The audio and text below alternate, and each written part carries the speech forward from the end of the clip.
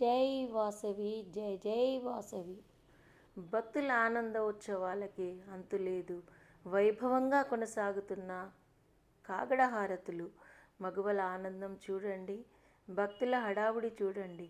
ప్రతిరోజు దీపావళి పండుగ తలపించేలా ఎంత ఆనందంగా ఈ ఊరిలో వాసవి దేవాలయంలో ఎంతో ఘనంగా జరుగుతున్న కాగడ హారతి వేడుకలు చూసి ఆనందించండి, చూస్తూనే ఉండండి.